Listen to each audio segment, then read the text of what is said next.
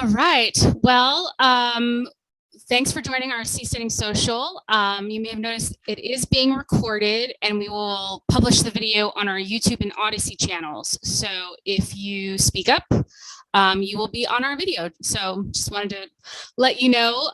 We are also testing out Clubhouse. So I don't know if anyone is joining us on Clubhouse, but I hope to incorporate it in the future when we get to Q&A. We'll incorporate questions from people in Clubhouse. When we get to that point, you can usually just unmute yourself to ask your question, or you can put the question in the chat or raise your hand, and I'll try, if there are a lot of questions all at once, I'll try to moderate that, but usually it doesn't require that kind of involvement. So we want to definitely have a good discussion going, conversation, so don't feel like you have to be called on to speak. So our guest today is Brendon Traxler from Atlantis Sea Colony, and Brendon reached out to the Seasteading Institute, I think about 2 years ago, and had me on their podcast, which is great. So we really want to just make sure our communities are talking to each other, supporting each other, because they are working to build underwater habitats, which fits right in with seasteading ideals. So welcome, Brendon, and go ahead and get started. Cool. Thank you very much. I'm going to get my slide deck up here for you guys. All right. Can everybody see that? Is that showing up? Yes, we can see it. Okay, cool. All righty. So first off, thank you everybody for having me. As Carly said, we've been talking now for a couple of years, and as she said, we've had her on our podcast, and just a couple of weeks ago, we do a live event every Tuesday night, and we had her on that as well. So this, I think it goes into the fact that we're in a very niche group, and you guys are very spoiled to have people like Carly in the Seasteading Institute, because this takes a lot of work. And for having a community like this where people can meet together once a month, and then even more so, I will, as Carly has done, plug the Discord channel, because that is a huge wealth of information that if you're not in that, you definitely need to get in that. That is something you can have real-time conversations with people about what's going on. And, you know, I just cannot talk enough about that. That has been a very cool environment to be in. So thank you guys for having me. And let me talk a little bit about who I am. So I'm Brendon Traxler. I was raised in the cornfields of Illinois, so pretty much about as far from the ocean as you can get. But I do remember growing up watching on PBS here in America, that's public TV, Jacques Cousteau, and just falling in love with the ocean at a very young age, and drawing scuba divers and dreaming about, you know, diving and stuff along those lines. Then in the 90s, when I entered high school, my family moved to Central America, which put me a whole lot closer to the ocean, opened me up to a third world view, and really made some good connections there moving forward. Obviously, this is very early on in the 90s, so there was no internet. So I was reading everything I could about the ocean and underwater habitats that existed at that point in time. During that time, there was a sci-fi TV show, Sequest, that came on TV, and that really rejogged that interest in and it's like, you know, you had Star Trek that did for the space race a lot of things, and a lot of the inventions we have today are from Star Trek. And I was like, why can't the ocean be the same thing? This may be a sci-fi show, but there's a lot of stuff here that I think is very doable, and why aren't we doing it? So once I moved back to the United States, I started joining Yahoo groups and email lists, and I was just emailing anybody I could and trying to get involved as much as I could back in the early days of the internet. For those of you old enough to remember GeoCities and those other free websites out there, we had Atlantis Sea Colony website back in 98, 97, somewhere around there. And then in 2005, I registered atlantisseacolony.com as a domain. Moving forward several years, I left my IT job I was in for 20 years to focus on Atlantis Sea Colony, because it's one of those things where I was either going to keep on talking about it and do nothing about it, or put my money where my mouth is. And so that's where we're at today with the whole thing. And that's kind of my really quick introduction of who I am. With that, you know, Carly was talking about the seasteading and how we fall under that. And, you know, the concept is of a permanent dwellings at sea. Obviously, the definition is longer than that, but that's kind of how, you know, we see us fitting into the whole thing. Honestly, I was unfamiliar with the Seasteading Institute or seasteading in general, because I've been so focused on the underwater aspect until a few years ago. And so this is a new thing to me that, you know, we're involved with, and we love what you guys are doing. And I definitely see, and as I'll talk about a little bit later in this, you know, how I see this partnership and this relationship growing between the above and the below worlds. But the question then remains, why underwater when there's so many pros and there's so much happening above the water? And really it works with our business model for part of the reason, but at the same time, I'm kind of a hermit, I guess you could say, to an extent. And I'm not a big fan of the sun or all that kind of stuff. So it was ideal for me personally. But joking aside, when you look at the Earth and the oceans, obviously everybody knows the Earth is 3/4 water, but the continental shelf in the United States alone is twice the size of California. And the average depth of that is around 60 meters, 200 feet. So it's prime real estate when developing seasteads as well as underwater habitats, because you've got a lower depth, you've got that seamount, you're not dealing with immense pressures. And so, yeah, there's just tons of area there for us to work with and grow. And then when you start looking at the rest of the world, yeah, it's exciting. And it's a lot of water out there. So there's a lot of players in this, and I don't really see too much competition out there, even though there's other players, just because there is so much water. Also, why the underwater is because there's such a history with the underwater. You go back 60 years or more, there's been habitats. You know, as I talked about earlier on with Cousteau, back in the 60s, he had 3 different underwater habitats, all different depths, all different sizes, trying all different things. You know, the United States had the Sea Lab programs, or the tech type programs, and the Sea Lab programs. Both of those existed for quite a while. La Chalupa, which is in existence to today, but rebranded as Jules Undersea Lodge, which is the only underwater hotel in the world that you can go spend the night at, down in Key Largo, Florida. And is also arguably one of the best designed underwater habitats out there. And then even Aquarius, which still exists to this day as well, off of Florida, for scientific research. So there's tons of information, there's tons of research that's all been happened to give us this baseline on underwater habitats.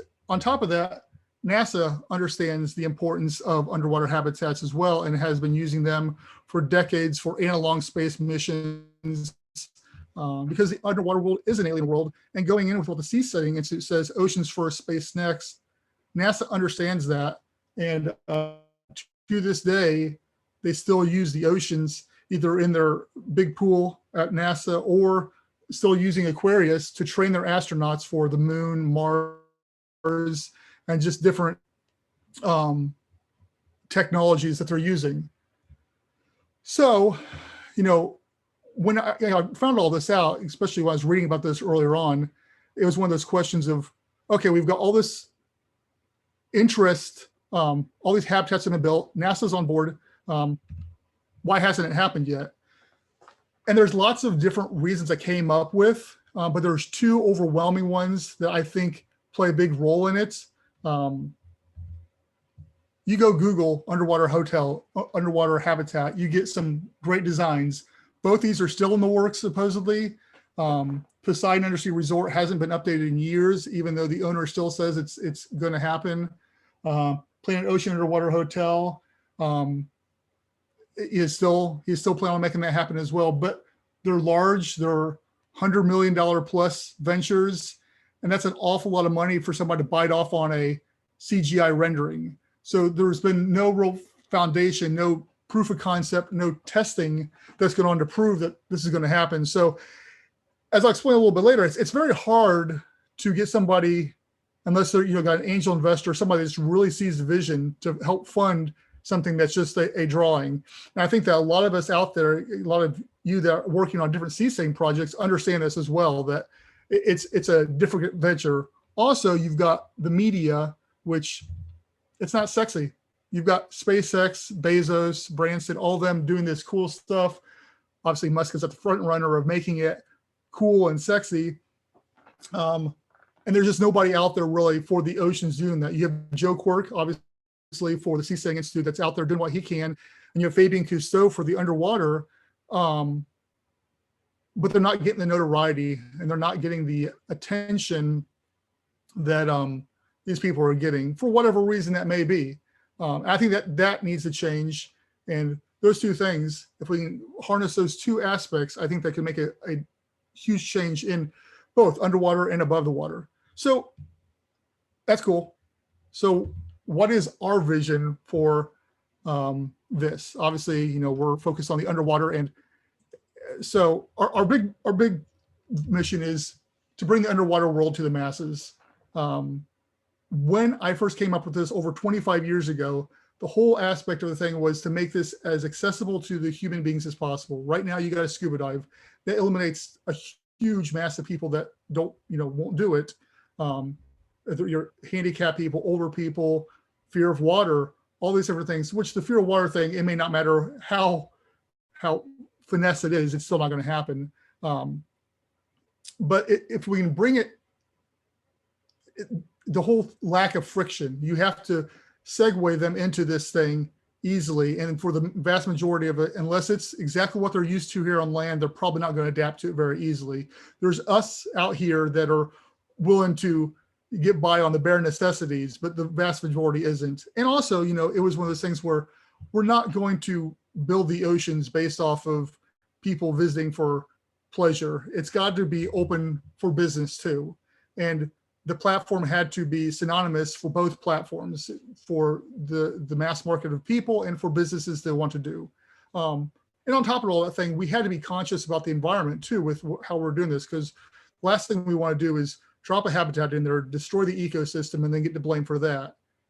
With our business model and our intention, we want to make it as beautiful as possible because people want to look out the window and see lush ecosystem. So it is in our best interest to maintain, and if in all aspects, improve the ecosystem out there around us as well.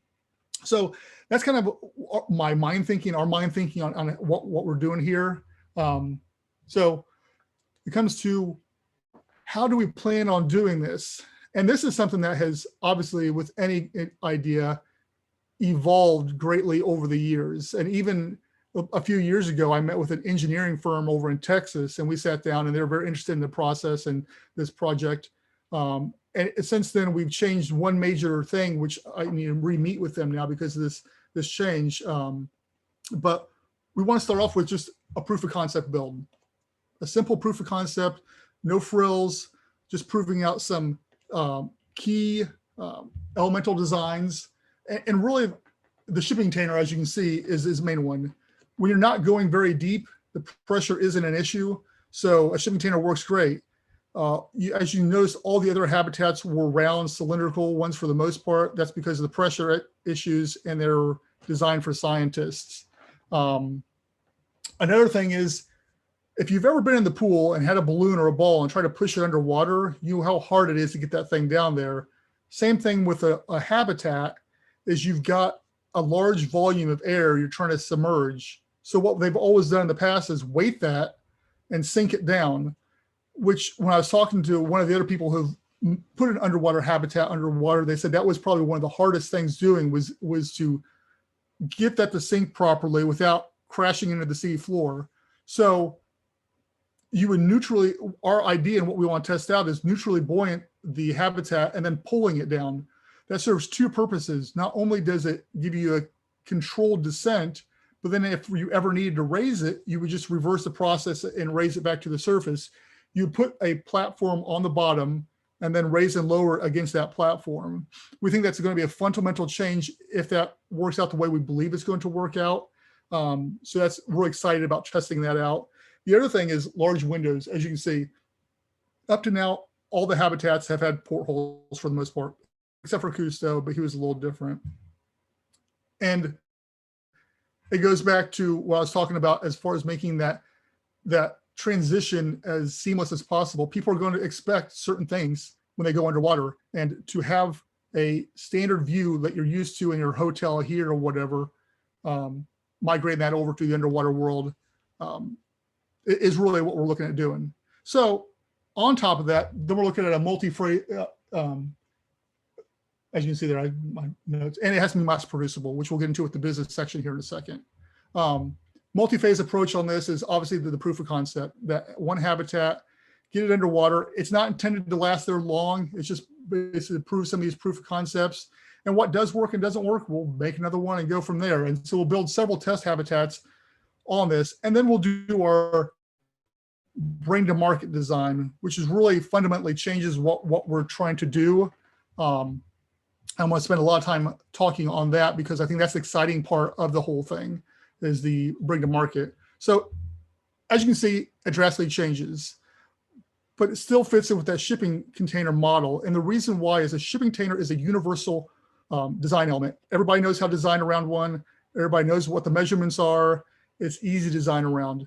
So whether it is a tiny house or whatever it may be, or in the business section, if it's a data center, which Microsoft has done, put underwater, you can build around that. And with it being modular as well, you can add on as many pods as you want. Inside each one of those pods is a shipping container, as you can see there.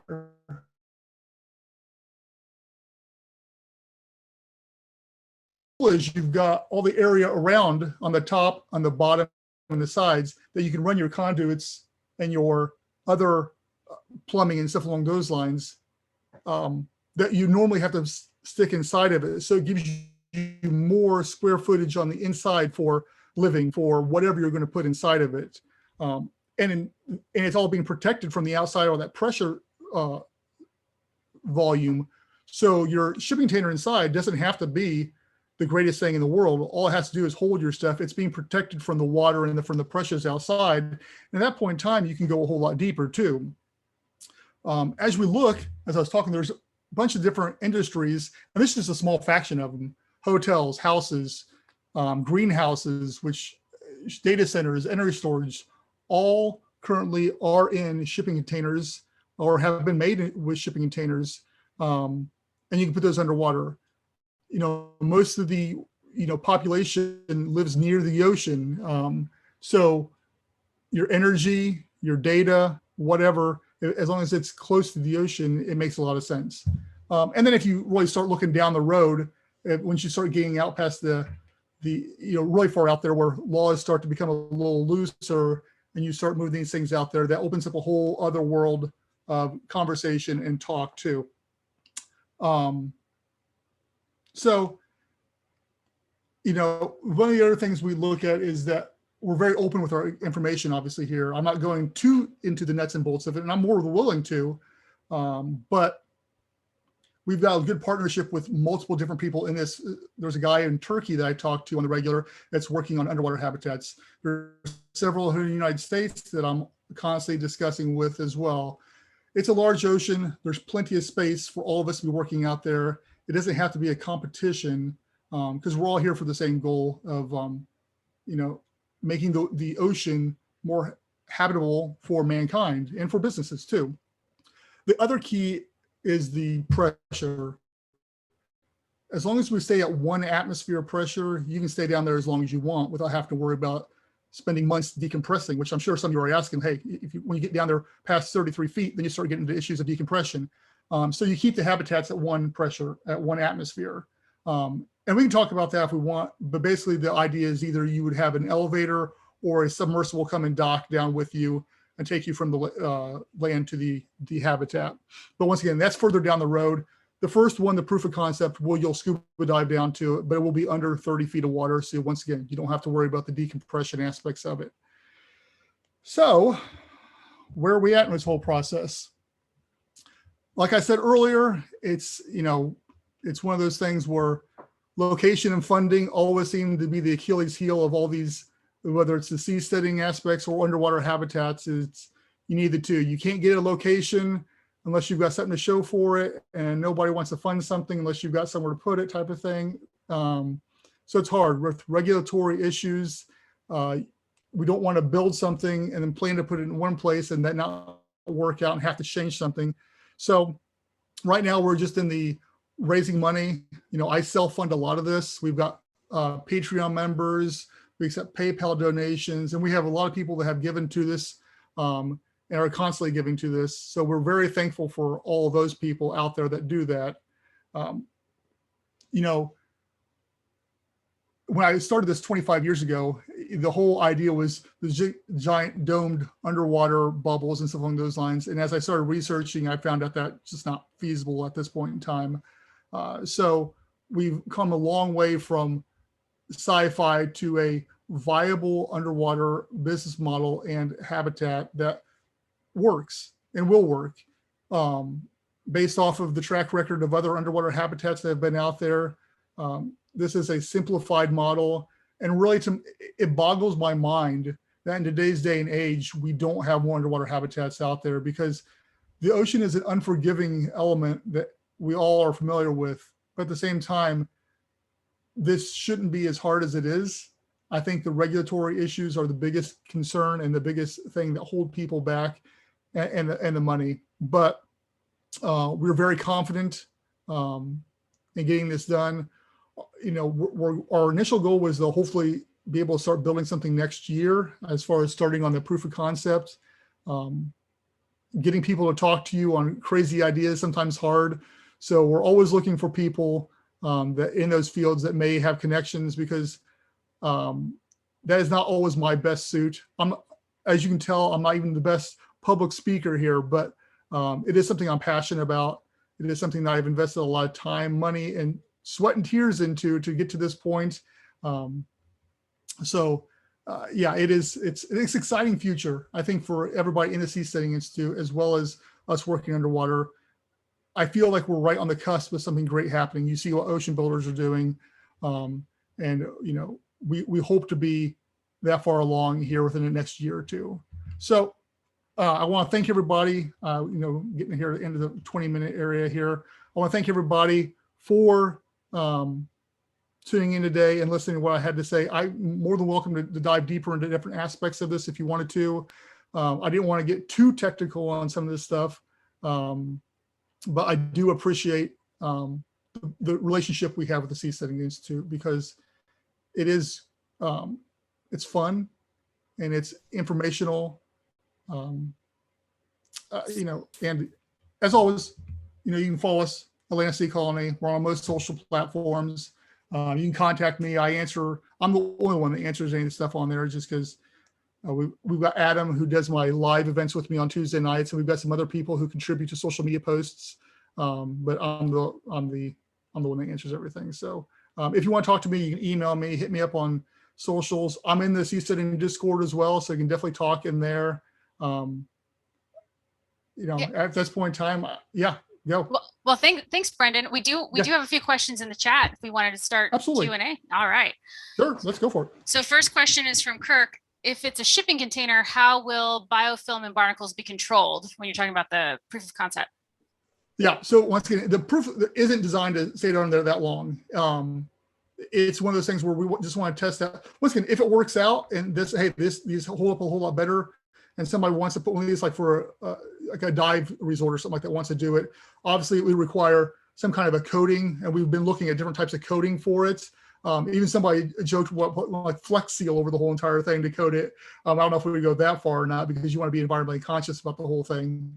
But the design never was to make that proof of concept, the shipping container, the permanent structure to be in the water at all time. It was more of a stair step to getting to where the shipping container will be put into those cylinders, which are dry, so there'll be no touching the outside environment. But yeah, that's a question that, you know, we've thought about too, because maybe the shipping container aspect does play out and people are like, oh, I like that. I want that permanent. Then at that point in time, we would have to have almost a cleaning service to an extent, which would be another business model, obviously, which I don't even want to think about at this point in time. But yeah, it's not really at this point in time, a huge concern, because it's not designed to be permanent. So we have some questions in the chat, but I'd like to encourage people to unmute themselves and we can have a real discussion. So Chris, go ahead and unmute yourself and ask your question or make your comment. And then I'll make sure I get to the questions that were asked in the chat, but we'll go back and forth between those. Hey everybody. As I mentioned in the chat earlier, I'm the CXO of Digital Habitats, and we've been involved with seasteading for a very long time. And we are looking at developing what we call Aqua Cities. And so I just wanted to comment, first of all, that we went down this path that Brendon is doing with regards to the shipping container architecture discussions. And what we came out with is that it's the dimensions of those containers to provide modular building blocks. So we have many designs that we call terra cities, where you would look at that architecture and be able to stack them and interchange them. But we're specifically not looking at repurposing the shipping container itself.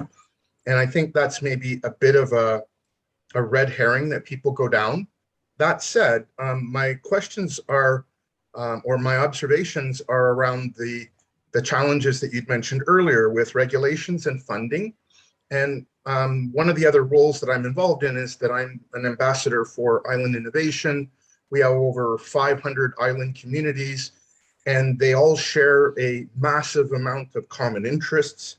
So the thing that I think the seasteaders generally maybe don't internalize is that I think the pathway to get these projects funded is to provide a solution for those island communities. And I think we're also focusing entirely on habitation. And when we speak about the business model, what we're looking at doing is creating what we call aqua ports. And so this is really the whole area of zero emissions shipping and building industry on shipping platforms as the fundamental components for any aqua city. And this provides a very easy bite-sized chunk. So it might be a desalination plant, it might be an energy plant, whatever the case may be. And what we're looking at doing is to have these ships be able to travel the waterways like regular ships do and provide resources and service. And this is the primary economic driver. And then from that, there's going to be a certain percentage that want to look at habitation. And I invite everybody to consider that this is a model that has been implemented for some time now, and it's called the cruise ship industry, and it's growing at 40% a year pre-pandemic. So, you know, I'm hoping that we can speak about this a little bit to try and figure out how we can move to the implementation phase rather than finding ourselves bogged down with this regulations and funding and all those kinds of conversations. So I'll just leave it there, and perhaps some people might want to comment on that. Yeah, so I think that, you know, I think what you're right on. I think we fool ourselves by thinking that seasteads and the underwater world is going to get funded by people wanting to visit and something along those lines. It is going to be driven by business. And that's what we need to focus on is those businesses and how do we best tap them. That's why I mentioned Microsoft, because Microsoft has already tested out putting underwater data centers in the ocean for several years. And they found they had a less failure rate by putting them there. And you know, once again, your protection too, your higher security because you're underwater, and you cut down on your costs because you can cool it with the ocean. So you've got a lot of pros coming to you by putting things underwater. Even greenhouses, you could change your oxygen levels by protecting them there, and you can test those as well. So I think the business aspect is highly underrated. You know, I look more at the proof of concept, more of almost like a PR stunt to an extent. Yes, it's a testing thing, but it gets the name out there. It lets us test our industry as well, you know, getting notoriety to what we're doing. But really the end goal has to be with businesses. And to that point, one of the projects that we're working on when I talk about aqua ports is, and oddly enough, we have a product in this space, is the use of oil rigs and semi-subs and the engagement of the petroleum industry. So I'm also part of the Carbon Removal X Prize. I think there was Laurel was mentioned in the opening credits that she's in a similar space. So in Canada, we have billions of dollars to clean up the petroleum industry. So we want to engage those folks and to be able to generate, you know, desalinated water, hydrogen, methane, all that kind of stuff in the offshore platforms. And as you may have heard Bezos talking about, well, we should move our industry to space. Our sense is that the first thing that we should do is to move our heavy industry off of land. And so the idea is that you would have satellite ports for cargo, and there's all kinds of logistics benefits there, and stop people rebuilding ports on land. And one example that we were pursuing last year was we suggested to Lebanon that the port of Beirut should be built entirely floating. You know, and that the underlying idea of why do we have hazardous and dangerous machinery in our downtown core? Why do we, you know, clutter up our beaches with massive petroleum storage? All of these things, I think, are an opportunity to start taking immobile infrastructure and then moving that to water. And that also, as I said before, lets us move that around. So another example would be where we're talking to Sydney about supplying desalinated water because they don't want to invest a lot of money in doing the desalination plant. And it turns out that, you know, doing a desalination ship is cheaper, easier, faster, all kinds of benefits. And so this is, again, where if we swing into the existing shipping industry and the global need to transport cargo, there's literally tens of trillions of dollars there. Now, I think all very interesting, but I want to make sure, Thomas, you had a couple questions in the chat. Did you want to unmute and ask those questions maybe? Sure. All right, let's, I have to look them up, sorry. So yeah, the first one was about the secondary design that you proposed. I didn't really see why this shipping container was necessary. If you already have an outer structure with frames, you can use the frames itself for your insulation and your inner finishing. Absolutely. And actually, that the initial designs that I met with the engineering firm, that's what it was. But then we got looking at the business applications of the whole thing was that, say, XYZ company could build their habitat, their structure, and then we could slide it right into things. So basically, we become a service at that point in time where whomever can build around that same structure, it slides it in there, and then it's solid. Yes, we could. And we initially planned on just leaving the outside structure, the main structure. But then we got looking at a way to simplify that one more step and just leaving it as a pressure structure and then allowing it up to the customer to send us their shipping container with whatever they want in it. We're agnostic as far as that goes. You can do whatever you want with your thing. Just send us your shipping container. We'll slide it in there, plug it up, and it's good to go. Is the idea with the whole thing. So yeah. So what I gather is just meant as you have these left after your one-time use. You can dump them here and maybe make some money in the return. Because usually, how long do shipping containers go? Maybe a few times, and then they are dumped because it's cheaper to get a new one. Sorry, you broke up there a little bit. What was that again? I said I can see the business plan. That's what. Can you hear me now? Yeah, exactly. Yeah, okay. And So and the thing is. Yeah. So what I was saying is, I understand. 100%. Fucking hell.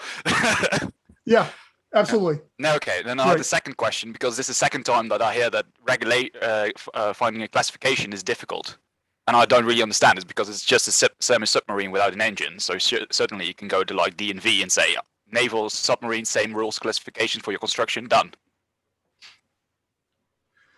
And yeah, we've talked about that. I was actually, I can't remember who it was talking about the issue becomes, is it mobile or is it permanent? And the defining of whether it is. If it's a permanent structure, it changes the regulation. So it's making it so that it's defined as mobile, which simplifies the regulations on the whole thing. So that's what we're really looking into right now is the definition of that. Well, how long do you think is permanent? Are you older than 25 years? Usually that's a no-go for anything. Yeah, exactly. No, I don't think, I highly doubt that. Yes.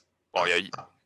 And I would add, again, that's a red herring. So when you look at permanent structures, the only thing that you really look at addressing is the jurisdiction of the island nation that's going to host it.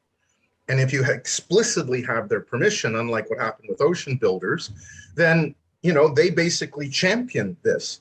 And then, the other aspects of this is that there's international maritime law, and this addresses all of this. So as Thomas was saying, we're already working with DMV to say, build me a zero emissions ship and all that kind of stuff. So those big companies take care of all of this for us. Yeah, I know. I'm in the shipbuilding industry myself, so that's why I keep finding it so strange that people think that regulators are such an issue. So Well, it's actually far more liberal, Yeah. you know.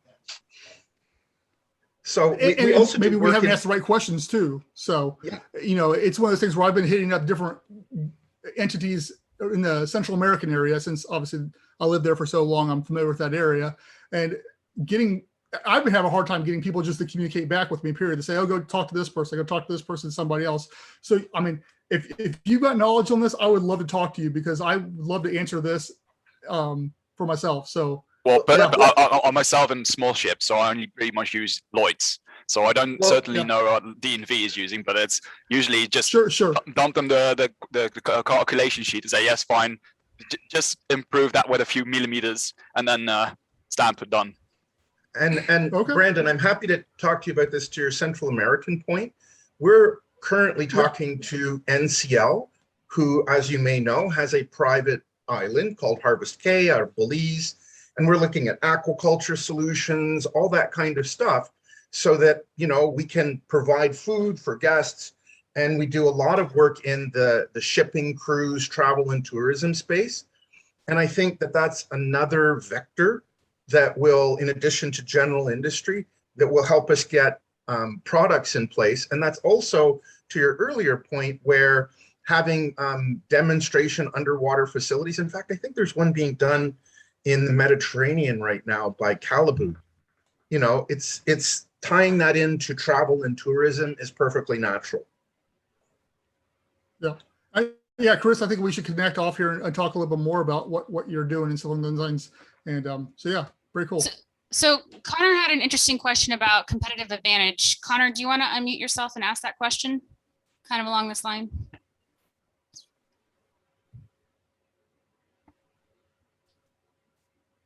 I can read it from the chat. It's, what exactly is the competitive advantage of being underwater for the common man other than sightseeing? What's the pitch to the consumer as to why they should move below the surface?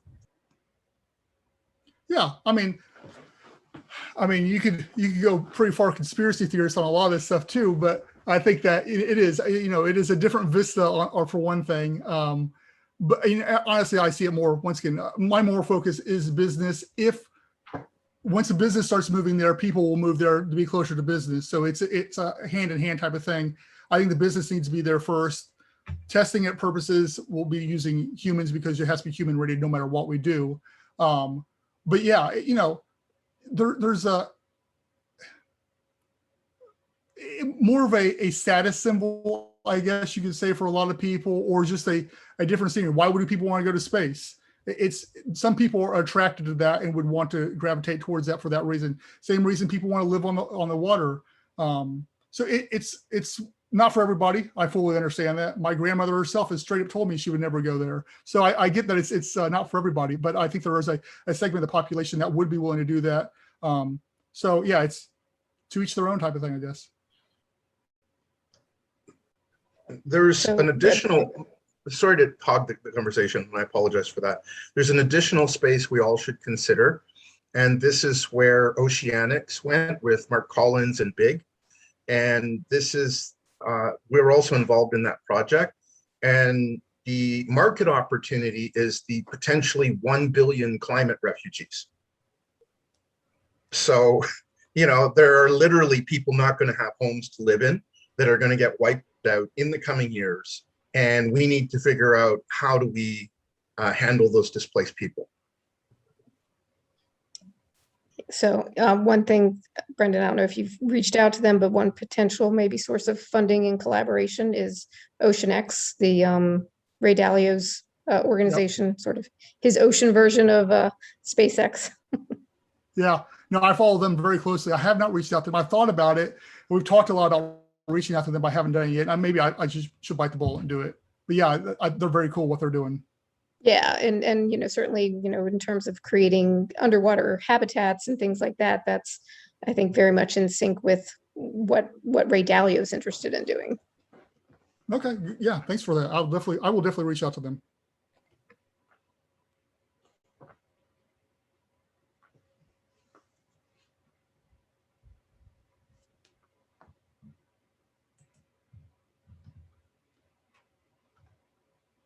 Yeah, so I made a comment there in referring to reaching critical mass, where things actually start to happen.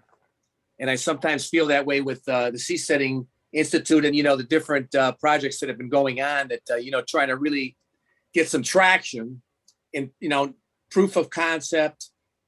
Then all of a sudden, the world wakes up and says, oh, look at this, and it hasn't been reached yet. And I'm looking forward to the day when it does happen. I mean, I see nothing wrong with exploring, living underwater. I don't, necessarily know all the ramifications, but it sounds like it's an option on our planet, and it's something that should be explored, just as living on top of the water, which has already been done, of course. But I think like I say, it's this critical mass, and that's the frustrating thing, because we can sit around here and talk about all these great ideas, and we got to get somebody to cough up some do re mi. Yep. Big do re mi.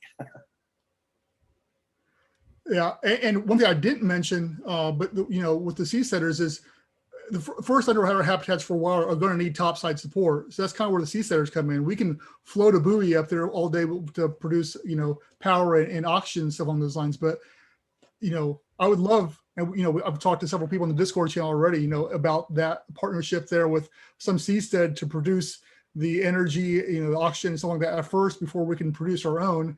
And on the flip side, we are an escape vessel for a seastead of a hurricane that came out of the way for storage, whatever, even waste. I mean, you could have a habitat that's designated to waste down there too. So I think it is very much of a symbiotic relationship that could coexist there with both entities. It's very interesting. Yeah, there's options there. There's no doubt about it. Yep. If you're going to build it on top, you may as well be able to do something underneath too. Why not? Yep. Well, like I say, we need to get some big bucks here. That's the whole thing. Start moving on this. What's the latest, Carly, down in Panama? The construction going down there?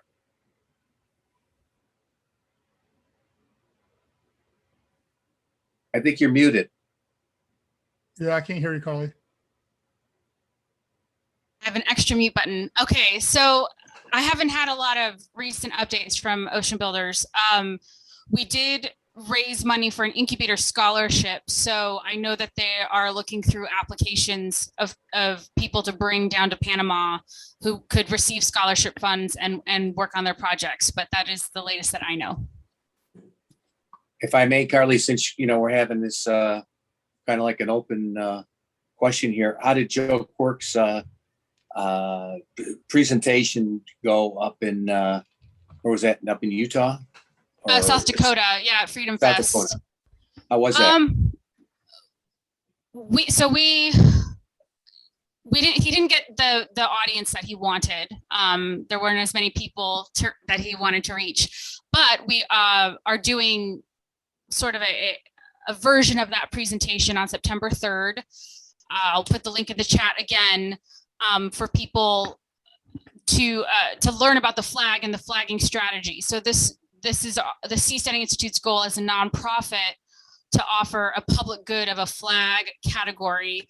And Joe and our legal advisor, Tom Bell, will go over that strategy. And this will shape what the Seasteading Institute does for the next couple of years, trying to get this flag category created. And then if I may, what's going on with that project off of the Bahamas that, we had very little information, that huge project that, going up to the billions of dollars for units. Was it the Blue Estate? Is that one? Yes. Yeah, so I reached out to them to try and figure out, what their status was. They weren't willing to share information with us. So I wasn't comfortable saying that this is a real project that's going forward. So that's the latest I know about them. And I haven't seen anything. Everyone was emailing and messaging and saying, what about the Blue Estate? Check out the Blue Estate. And then it's been nothing for many months now. So I'm not sure. I don't know what's going on. Okay. Yeah. Frustrating. Hey, I just posted a link in there on a Facebook thing. Chad posted them putting the spar in the water yesterday. Down in Ocean Builders, that is. So it's pretty short, but I know they had been waiting to get that in the water for the past like month or so. I think they were waiting on government rubber stamping it or something. Yeah, well, I also saw recently they had to build a road to push the thing in the water. So it seems like it's just one of those things of every little step along the way suddenly requires a whole new work process. So yeah. Yeah, I'm hoping Grant does a little more detail on it or something, but I was excited to see it in the water. So because they were about ready to do that. But yeah, they did have to do the road as well. So. I see Luis just asked a question in the chat. Can you speak to the human rating design standards that apply here in this context? Specifically in the context designed for minimum failure and failure response. Yeah, so once again, especially, with the proof of concept, I keep on going back to that. We plan to learn a lot from that because I've never found where somebody sunk a shipping container and tried to live in it. So there's a lot of testing that's going to come from that aspect there. Obviously, once we rate something or get rated for a longer stay than that, redundancies are going to be key. And that's kind of why I'm more apt to want to put it in that pressure vessel versus than just try to leave it out in the elements, because shipping containers aren't that conducive to a sort of rating for somebody to live in. Obviously, the people build houses out of that, but they've done a bunch of renovations too and stuff along those lines. So it's really a question I don't have all the answers to, just because we're not that far along in the thing. It's one of those things where it's just one of those things we'll learn as we go type of thing. I hate to use that as the answer, because that sounds like I don't know what, but I honestly don't, because we haven't done it yet. So sorry for not giving you a better answer than that on it. Copy. So it sounds like the context of the response is in terms of design implementation for accommodating failures. But I guess kind of pivot. Part of that question is also you'd referenced human rating standards, and so what do you use right now for your requirements definition? Is it local to country area, or are there international standards that you would otherwise be deriving your initial requirement set here? Yeah, it's basically at first it would be.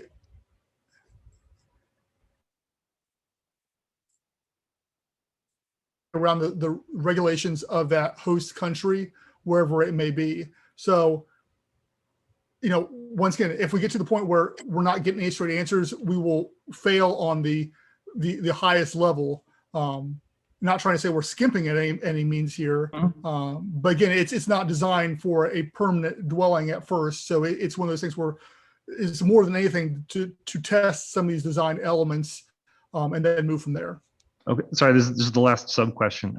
Sure. So say for the U.S. per se, are you aware of published design standards and/or what oversight body you would effectively be you're engaging with to get that human rating qualification? Right. Yeah. So we've looked at that, and honestly, we've even looked. Some of the other people that are working with me on this have suggested putting it in a lake, even because it simplifies some of the stuff when you're not having to deal with the ocean and some of the regulations that come from that, putting it in a lake and to simplify things. I'm not a huge fan of that. But to answer your question, yes, to a minimal extent, it seems to be state by state. There's a federal and then there's state by state. So, if you look at the federal level, I don't have the information right in front of me, but it's been a year or two since we looked at that. So it's not something I'm really versed on. And this is, once again, that's why I like this thing. It's great questions that I need to obviously up my knowledge on some of this stuff, because it's been a minute since I looked at it. So I don't have the answers to you for that, and I apologize. And I can get them for you. I just don't have them in front of me. Okay. Brendon, we'll reach out. Thank you. Brendon, why are you not a fan of lake-based water dwelling? It's just, I get my mind set on certain things. I don't want to change where my design was. Once again, I guess for proof of concept testing the elements, it doesn't really matter. It's just, I think it's a prideful thing. I want the thing in the ocean, and that's where I want it to be. But once again, if putting it in a lake or even a rock quarry suits the need for the proof of concept, we'll do that. Well, I'd like to present where I'm from in Toronto. We're on the big Great Lake, and we've got 12 million people, and we're literally looking at how do you extend Toronto's infrastructure into the lake. So it seems that all of the conversations that we had before, that's an opportunity wherever you might have water adjacent Yeah. properties to implement. Yeah, no, you're right. Absolutely. There's a question from Caleb about, have you tried working with 3D printing underwater habitats? So that is ideal, obviously. I think that would, and that when I talked to Chad early on when they first moved to Panama, because we was talking about their 3D printer and stuff along those lines. And I actually intended on going down there, but then COVID hit, so I never was able to make it down there to see what they're doing. Because yes, I think that 3D printing would be down the road, ideally the way to print them. I think that is 3D printing is the future. And I think that that we need to jump on that bandwagon, and I would love to embrace that wholeheartedly. Hey, I have a question, if you don't mind. Maybe I missed this, but have you done any actual engineering work on this and determined what dimensions and costs and materials are required and how deep you can put these things before they will actually, crumple under the pressure of the ocean, and looked at waves and tides and all these other forces that they're subject to? Because it sounds like it's easy enough to put a picture together, but I'm wondering, from an engineering perspective, how realistic do you think it is, and what do you think the cost would be for, whatever, an 800 square foot size structure that someone could live in, or 400 square foot, or whatever you're thinking? Yeah, so back when I met with the engineering firm in Texas before, it's been a couple of years ago, back then we're looking around $1 million. But the designs changed, obviously, because we migrated to the shipping container after that element. So it changed a lot of the design elements of the whole thing.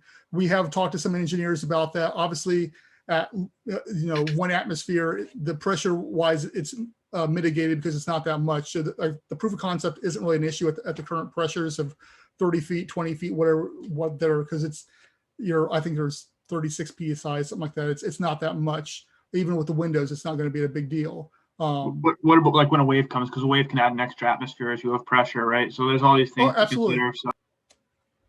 Yep, and that's why Jules Undersea Lodge is in a lagoon to mitigate that exact reason. So they stay around 22 feet year round type of thing, with give or take a foot. So once again, it all comes back to location. We have to find that ideal location for that proof of concept to put it in. So that's why we're looking at cays and areas of, like Belize. We've looked at Belize, we've looked at Puerto Rico, different places along those lines to try to find an ideal environment. And that's, once again, and that goes back to why some people are looking for a lake, because it standardizes those elements as well. Caleb, go ahead and unmute yourself. You wanted to add something about 3D printing? Yeah, thanks, Carly. And thank you, Brendon, for talking with us today. I did just want to introduce sort of one concept to everybody here regarding 3D printing for both floating and sort of underwater habitats, which I think is really interesting. I believe the ocean builders, they're using a really large 3D printer. I think it's the largest in Central America. But I came across something on the internet a few weeks ago. It was a floating kayak made from a bunch of sort of smaller pieces printed on one single desktop 3D printer. I do wonder if it would be really fast, cheap, and very strong if you have a fleet of, say, even just 10 desktop printers, could you not just basically make it sort of in a brick-like fashion really quickly and pretty cheaply, especially if you make your own filament? So just wanted to put that out there. I mean, with a desktop printer, I can't imagine that PLA or whatever other material you're using would withstand anywhere close to the pressures that are necessary for this. PLA might not, but I believe PETG is resistant to UV rays, ocean rays, and I think, especially if you don't go too deep under the water, and you design it well, I'm not sure. It seems doable, but I could be wrong. That's interesting. I'd be concerned about where it interlocks, about failure where it interlocks and stuff along those lines too. Yeah, I don't know. I honestly don't know.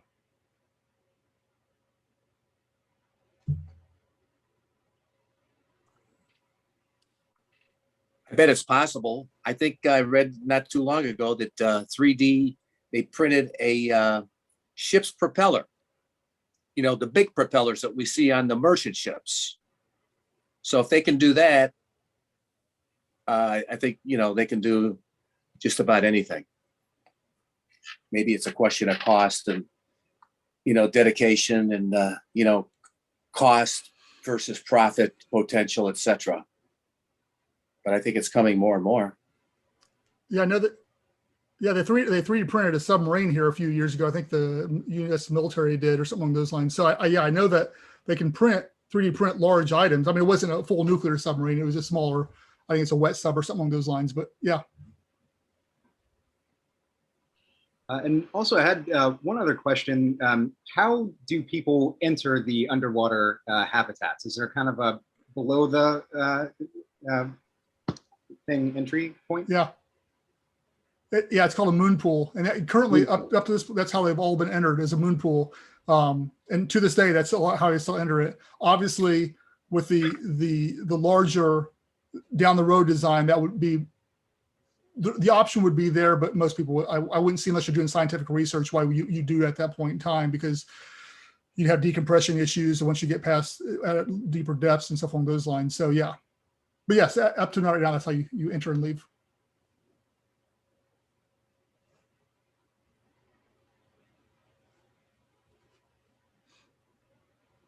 And actually, I lied. One other question. Let's say you were able to 3D print a tiny submersible habitat. What are the regulatory challenges? Like if you just went out to the beach and put it in the water, and do you need permits, or what types of things do you need to do that legally? Yeah, I guess if that's all you're doing, it would fall under a boat or something along those, as far as those type of things. Because I guess sliding it in and taking it back out, I guess is what you're talking about, and then you'd fall under probably your standard boat guidelines at that point in time. We have about 3 minutes left. If there are any final questions or comments for Brendon, now's your chance. I put a few links in the chat, our feedback form. So please complete the feedback form. Let us know what you thought. And on that form, you can also suggest topics for future events that you want to see discussed. And I also put links for our future events. Thomas, yes, go ahead and ask a question. So I heard on the material side, so I have the question, what materials are you looking for the build? Because I'm not a big fan of 3D printing. I think it's more a vanity project for most design. I'm a big common conservative. I'm a big proponent of welding structures. So, what materials are you looking for? Yeah, stainless steel, aluminium, that kind of stuff, or plastics? Yes, it'd be steel most likely. Is what we've been looking at, steel. I mean, that's what they've been built out in the front. It works. It exists. We looked at aluminum as well. Just because of the anti-rust aspect of it. That is very useful. To that too. Mm-hmm. So we're even some people are talking concrete. I am not a fan of doing it all concrete by any means, but there's a lot of talk about that as well. So once again, it'll become a cost analysis at that point in time.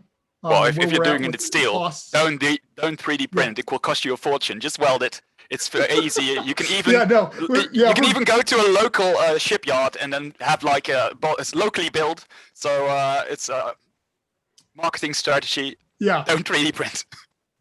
I agree with Thomas. Look how they're building the Starship. Why not do the same thing with other ships, marine ships? Yeah. Right, that was it. Thank you for the good presentation. Yeah, no.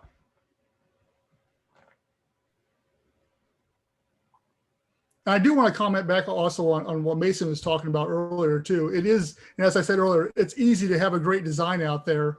And that's why I try really hard not to talk too much about too far in the future, because there's so much unknowns based off what the proof of concept does and shows as well. We're just focused more on that at this point in time, but we do like to talk about what our designs are down the road. But until we're able to put that proof of concept in the water and see what works and doesn't work as far as some of those elements, it's hard to justify talking about too far, but people want to see what we're talking about, so we talk about it.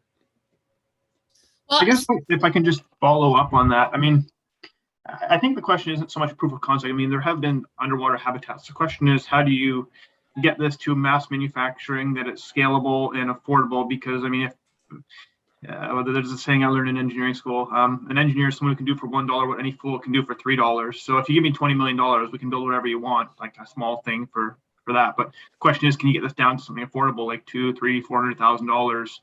And the way to do that would be to look at economies of scale and also optimizations to make it as efficient as possible. So, I mean, to just slap one together, anyone can do that with a certain amount of money. But really the question, and Tesla has proven this out, is how do you go from that, $1 million Cybertruck to a $50,000 Cybertruck, right? And that's really the trick and the difficulty there. And that's where you're going to have to really look carefully at, rather than what looks pretty, what is easy to manufacture and what is going to be cheap and durable. Yeah, 100%. I'm 100% with you. And that's why we didn't choose to go with big glass, beautiful designs, because it's once again, you can make it something pretty, but it's going to cost a fortune. So that's why we started simplifying by all the tubes are exact same dimensions. Everything's exactly the same. So you just mass produce all of those to keep that cost down there a whole lot more. Because you're right. It is, and I'm not an engineer, so a lot of this I've had to learn on the fly or talking to other people who are engineers and get their information and feedback on it. But yes, it is all about mass producing the thing. And that's why I see is all the pressure vessels are all exactly the same, except for you got some that may have a window on them, some that don't. And that's about the only different variation on the thing, so that we can mass produce them at scale. Well, thank you so much, Brendon, for being with us. If you want to share Thank you. where people can find you one last time, and then we'll let everyone get on with their Saturday. Yeah, AtlantisSeaColony.com. It's Atlantis Sea Colony.com. All our socials are on there. You can also search almost all of our socials under that name too. We had to redo our Instagram, so there's not too many followers on it right now, but you can go follow us there. Most of our stuff's on Facebook for the most part, or all of our other content's on YouTube and LinkedIn. But yeah. All right. Thank you so much. And thank you everyone for making a great discussion, and we'll see you next month.